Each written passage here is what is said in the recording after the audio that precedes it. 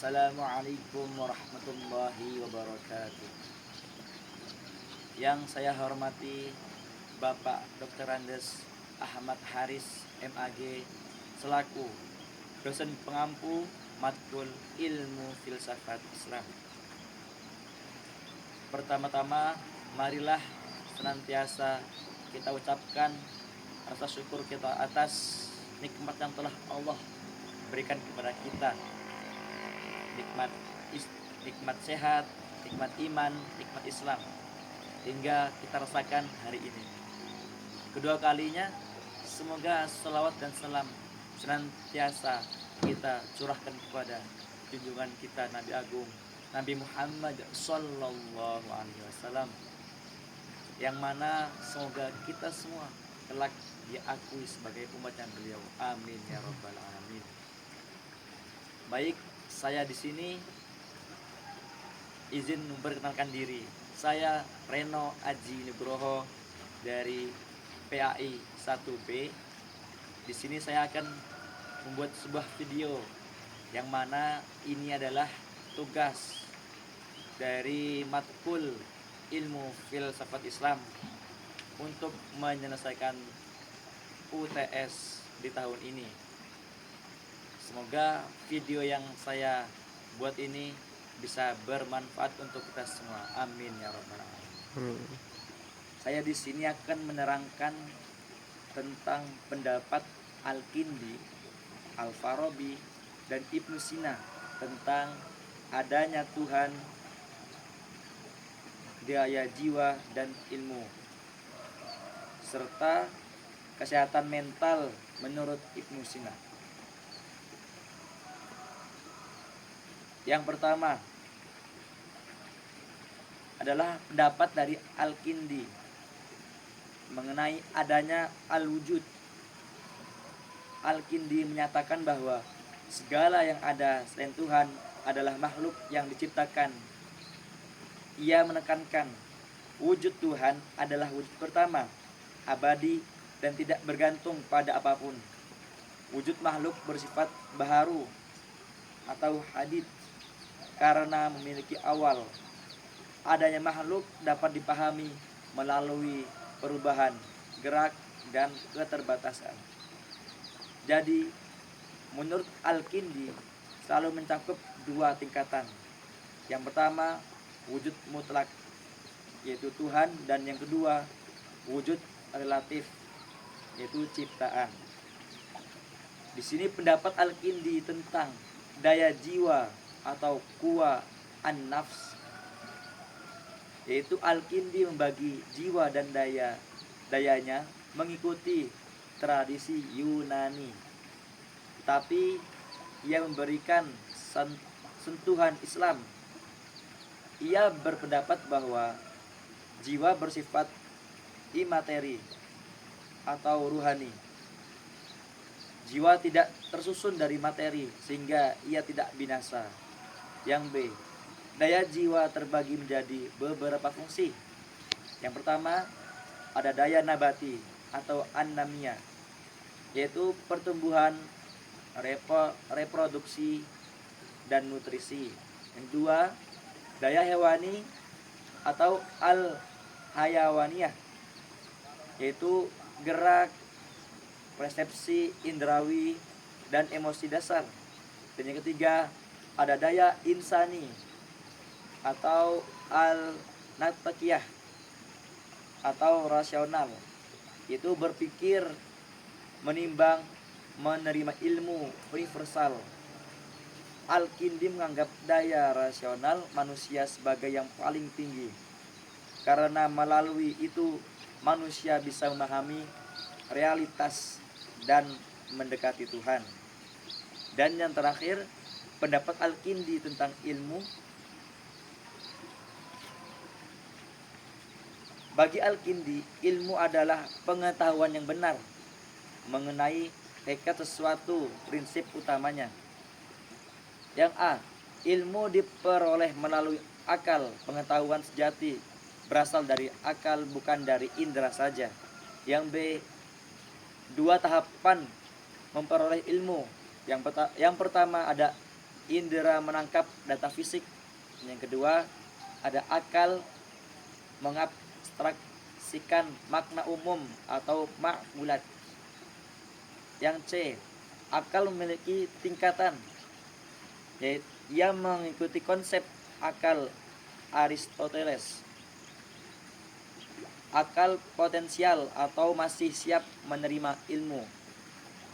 Akal aktual atau sudah memahami konsep. Dan ada akal mustafad, yaitu ilmu tertinggi mendekati cahaya kebenaran. Dan yang D, tujuannya ilmu. Menurut Al-Kindi, tujuan ilmu adalah mengetahui kebenaran, membersihkan jiwa, mendekatkan manusia kepada Tuhan. Jadi kesimpulannya,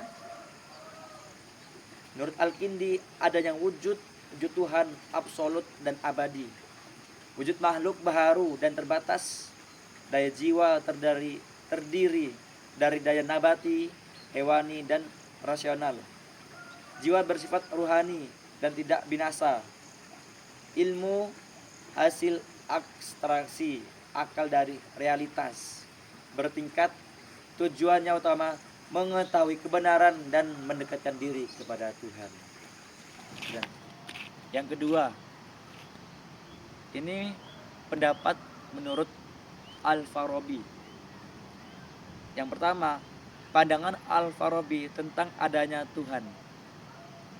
Menurut Al-Farabi, Tuhan adalah wajib al-wujud, yaitu satu-satunya wujud yang harus ada dan tidak bergantung pada apapun. Pokok-pokok pandangannya. Yang pertama, Tuhan adalah sumber pertama, al-awal. Tuhan adalah sebab pertama dari seluruh realitas. Segala sesuatu berasal darinya melalui proses emanasi al-faid, yaitu pancaran keberadaan dari Tuhan secara berurutan. Yang kedua, Tuhan itu esa. Keesaan Tuhan bukan hanya secara jumlah, tetapi juga kesempurnaan tanpa bagian, sifat-sifat atau materi. Tuhan adalah akal murni. Akal yang mengakal dan yang diakal adalah satu dan sama. Yang terakhir, Tuhan tidak berbentuk dan tidak berubah. Tidak berubah dan tidak bertubuh, tidak memiliki ruang, tidak mengalami perubahan, kesempurnaannya mutlak. Dan di sini ada pandangan Al-Farabi tentang daya jiwa, al-nafs.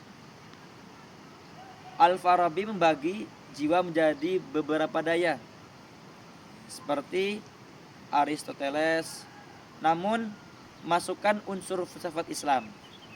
Yang pertama, daya vegetatif, an-nami'ah, daya paling dasar, makan, tumbuh berkembang biak. Daya ini pada tumbuhan, hewan, dan manusia. Dan yang kedua, daya hewani atau al-hayawaniyah, terdapat pada hewan dan manusia. Daya gerak, daya indrawi, penglihatan, pendengaran, perbedaan, dan lain-lain. Dan juga ada daya imajinasi. Dan yang terakhir ada daya rasional atau an-natiqah atau akal. Ini hanya dimiliki oleh manusia. Akal dibagi menjadi 4. Yang pertama ada akal potensial atau al-aqlu bil al-quwah, yaitu kemampuan berpikir secara laten. Yang kedua ada akal aktual, al-aqlu bil al-fi'al, yaitu akal yang sangat berfungsi. Yang ketiga, akal diperoleh atau akal perolehan atau al-aqlu al-mustafad, puncak penyempurnaan akal manusia. Dan yang keempat, akal aktif atau al-aqlu al-fa'al, entitas intelektual yang memancarkan pengetahuan kepada manusia, perantara antara Tuhan dan manusia. Dan yang terakhir, pandangan Al-Farabi tentang ilmu pengetahuan. Menurut Al-Farabi, ilmu diperoleh melalui dua cara, yaitu melalui indera dan akal. Yang pertama, tangkapan indera. Manusia menerima informasi dari luar melalui panca indera, penglihatan, pendengaran, dan sebagainya. Pengetahuan masih berupa gambaran fisik yang kasar. Yang kedua, imajinasi. Gambaran dari indera disimpan dan dipadukan oleh daya imajinasi sehingga menjadi cerita mental yang bisa diingat meski objeknya tidak ada. Akal mengolah gambaran imajinasi, memilih cara ciri penting, mencari makna, dan memahami hubungan sebab akibat. Dan yang terakhir, konsep universal. Akal menangkap hakikat objek dan membentuk konsep umum yang tidak lagi terlihat pada satu benda tertentu, tapi menjadi pengetahuan yang universal. Dan yang kedua, ada melalui pancaran dari akal aktif. Akal aktif memberi ilham intelektual kepada akal manusia. Inilah sebabnya manusia dapat memahami kebenaran universal. Bagi Nabi, pancaran dari akal aktif lebih kuat sehingga mereka memperoleh pengetahuan dengan cepat, mampu menerima wahyu, mampu menciptakan simbol-simbol agama. Kesimpulannya, menurut Al-Farabi, Tuhan adalah wajib al-wujud, sebab pertama yang sempurna, esa, dan menjadi sumber seluruh keberadaan. Jiwa manusia memiliki beberapa daya, vegetatif, hewani, rasional, di mana daya rasional melalui tingkatan akal menjadi manusia mampu memahami hakikat sesuatu. Sedangkan ilmu diperoleh melalui proses bertahap, dimulai dari tangkapan indera, diteruskan imajinasi, lalu dianalisis oleh akal hingga menghasilkan konsep universal. Dengan demikian, Tuhan adalah sumber wujud, jiwa adalah potensi internal manusia, dan ilmu adalah hasil penyempurnaan akal dalam memahami realitas. Dan yang terakhir, menurut Ibnu Sina. Jadi menurut Ibnu Sina, pengertian Tuhan. Ibnu Sina memahami Tuhan melalui konsep wajib al-wujud atau yang wajib ada, yaitu pertama, Tuhan adalah satu-satunya yang ada dengan sendirinya, tidak bergantung pada apapun. Sifat-sifat Tuhan adalah kesempurnaan murni, esa, tidak berubah, tidak berjasad, dan tidak berbilang. Dari Tuhan memancar atau emanasi seluruh wujud di alam secara teratur dan bertingkat. Tuhan mengetahui segala sesuatu dan pengetahuan universal, bukan pengetahuan indrawi atau berubah-ubah. Yang kedua, ada pengertian daya jiwa menurut Ibnu Sina. Ibnu Sina membagi jiwa menjadi 3 tingkatan dengan daya-dayanya. Yang pertama, jiwa nabati atau tumbuhan. Ini ada daya makan, daya tumbuh, dan daya berkembang biak. Yang kedua ada jiwa hewani. Di sini ada daya bergerak, daya imajinasi, dan daya menangkap bentuk dan suara, indera. Dan yang terakhir ada jiwa insani, manusia. Ini yang paling tinggi, terdiri dari akal praktis, mengatur semua tindakan manusia, moral, dan keputusan. Yang kedua ada akal teoretis, menangkap pengetahuan, berhubungan dengan akal aktif, al-aqlu al-fa'al, mulai dari akal potensial, aktual, mustafat, atau sempurna. Di sini ada pengertian ilmu menurut Ibnu Sina. Ilmu pengetahuan diperoleh melalui dua cara. Yang pertama, melalui proses indrawi, imajinasi, akal. Ada indera menangkap objek, imajinasi menyimpan gambaran, dan akal mengolah menjadi konsep universal. Ini cocok untuk pengetahuan empiris. Yang B, melalui penyiaran akal aktif atau intuisi intelektual. Akal manusia disinari oleh akal aktif sehingga dapat memahami hakikat tanpa proses panjang. Proses ini terjadi terutama pada para nabi dan orang-orang dengan akal yang sangat bersih. Jadi kesimpulannya, Tuhan wajib al-wujud, satu, sempurna, sumber emanasi seluruh alam.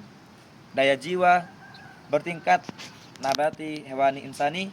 Tertinggi adalah akal manusia yang terhubung dengan akal aktif. Dan ilmu diperoleh dari panduan, pengalaman, indrawi, dan ilmuanisasi akal berupa konsep dan universal. Di sini saya akan menerangkan menurut Ibnu Sina tentang ilmu kesehatan. Jadi pengertian kesehatan mental menurut Ibnu Sina. Jadi menurut Ibnu Sina, kesehatan mental adalah kondisi seimbang atau tawazun antara berbagai kekuatan jiwa atau quwa al-nafs yang menjaga manusia tetap mampu berpikir jernih, mengendalikan emosi, bertingkah laku secara sesuai dengan akal dan moral. Ibnu Sina memandang jiwa memiliki 3 daya utama. Yang pertama, daya nafsaniyah atau jiwa rasional, berfungsi berpikir, memahami, dan mengambil keputusan. Yang kedua, daya golabiyah atau emosi amarah, berfungsi untuk mempertahankan diri dan merespon ancaman. Yang ketiga, daya syahwaniyah, keinginan atau nafsu, berfungsi memenuhi kebutuhan dan dorongan biologis. Menurut Ibnu Sina, kesehatan mental tercapai apabila ketiga daya ini bekerja sama harmonis di bawah kendali akal. Jika salah satu daya berlebihan atau lemah, maka muncullah gangguan jiwa. Di sini ada pertama, kesehatan mental. Ada pokok-pokok pemahaman Ibnu Sina tentang kesehatan mental. Yang pertama, kesehatan mental berkaitan dengan tubuh. Ibnu Sina menekankan hubungan kuat antara kondisi fisik dan kesehatan jiwa. Gangguan fisik dapat mempengaruhi pikiran dan gangguan pikiran dapat mempengaruhi tubuh. Emosi harus diseimbangkan. Ia menegaskan pentingnya mengolah emosi seperti marah, takut, sedih, gembira agar tidak berlebihan. Pengaruh lingkungan sosial, musik, aroma, cahaya, dan alam dapat memengaruhi kesehatan jiwa. Ibnu Sina meyakini suasana positif membantu membangun jiwa yang sehat. Kesehatan mental memerlukan kebiasaan baik. Ia menekankan disiplin, makan seimbang, tidur teratur, olahraga, dan meditasi sebagai bagian dari kesehatan mental. Jadi kesimpulannya apa? Menurut Ibnu Sina, kesehatan mental merupakan kondisi jiwa yang mencapai titik keseimbangan antara 3 kekuatan utama dalam diri manusia, yaitu akal, emosi, dan nafsu. Ketika ketiga unsur ini bekerja secara selaras di bawah bimbingan akal, seseorang dapat berpikir dengan jernih, mengendalikan perasaan, serta mampu berperilaku sesuai dengan moral dan hikmah. Ibnu Sina menegaskan bahwa kesehatan mental tidak dapat dipisahkan dari kondisi fisik, sebab keduanya saling mempengaruhi. Gangguan tubuh dapat melemahkan jiwa, sementara gangguan jiwa dapat menimbulkan penyakit fisik. Selain itu, kesehatan mental juga dipengaruhi oleh lingkungan, suasana hati, kebiasaan hidup, makan, pola tidur, dan hubungan sosial.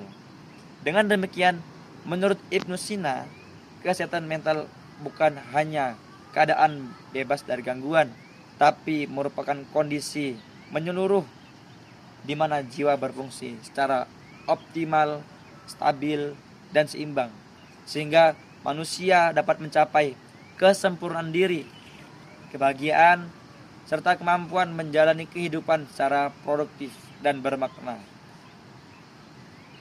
Dan kesehatan adalah mahkota di kepala orang yang sehat, yang hanya dapat dilihat oleh mereka yang sakit. Mungkin itu saja yang dapat saya sampaikan. Kurang dan lebihnya saya mohon maaf. Assalamualaikum warahmatullahi wabarakatuh.